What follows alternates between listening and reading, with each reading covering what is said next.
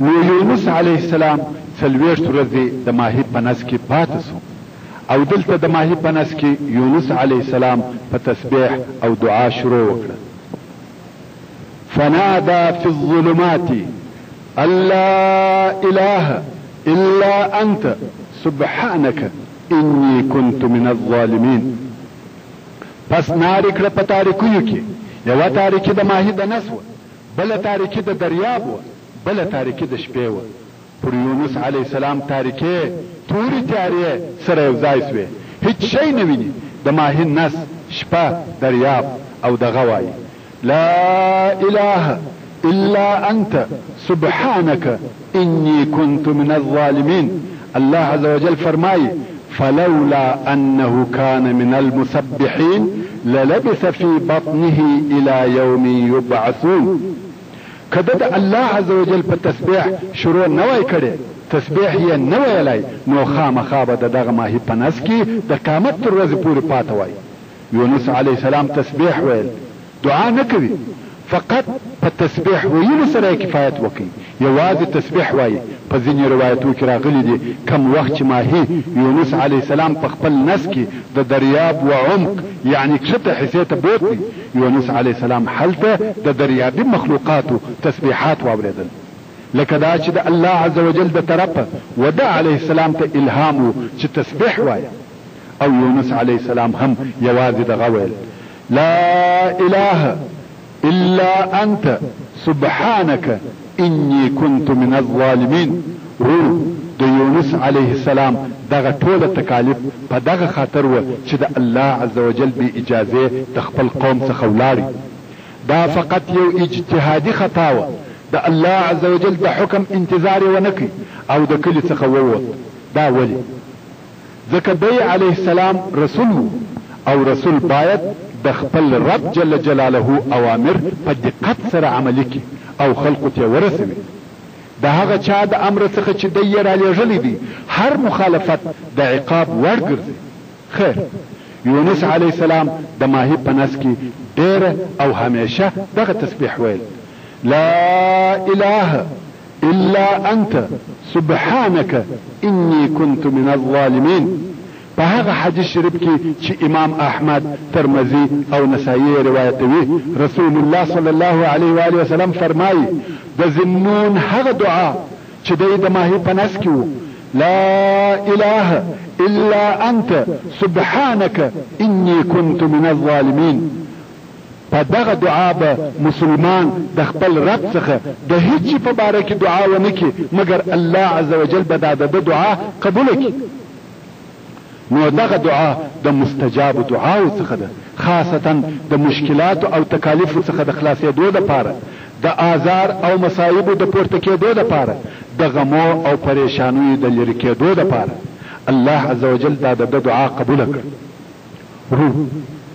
دلته به یو شی درته وایم، تاسې په قرآن مجید او یا په دغه قصص الانبیا کې متوجه سئ. د آدم علیه السلام خاصه دعا وه ربنا ظلمنا انفسنا وان لم تغفر لنا وترحمنا لنكونن من الخاسرين. آیات شریف نشه ندی پایت خو شاید دغسې وي.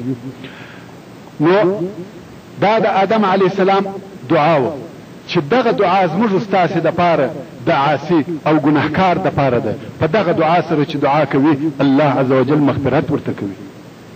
او د توکل او کامیابی د ضعف په حالت کې هغه دعا ده چې ابراهیم علیه السلام په هغه وخت کې چې دی و اور ته ورغورځول کېدی او د وفرمایل حسبنا الله نعم الوکیل.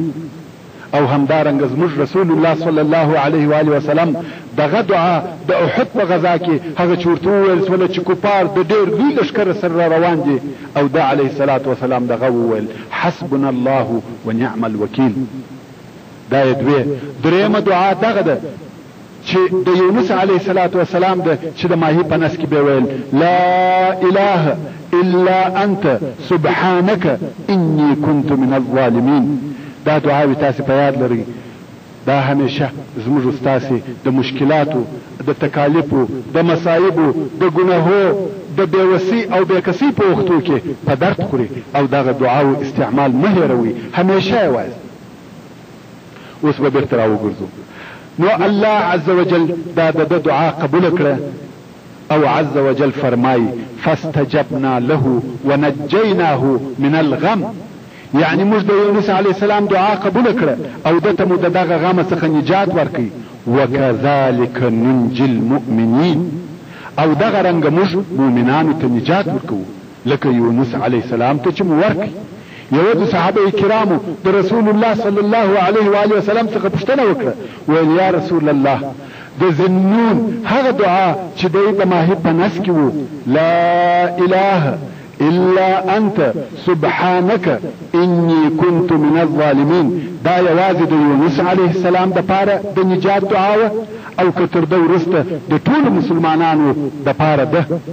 رسول الله صلی الله علیه و آله وسلم و فرمایل د یونس د پاره خاص و او د مؤمنانو د پاره عام ده.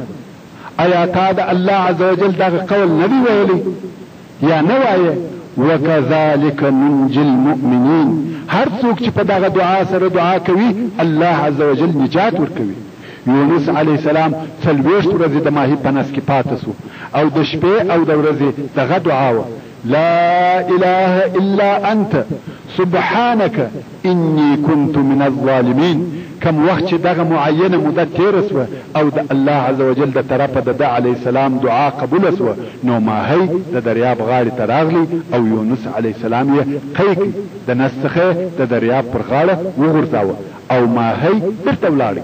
الله عز وجل په سورة الصافات کې فرمایي فنبذناه بالعراء وهو سقيم، پس ومغرزاوه دغه یونس علیه السلام په میدان خالم ځکه کې عرا هغه منطقه ته ویل کېږي چې درخت نه لري.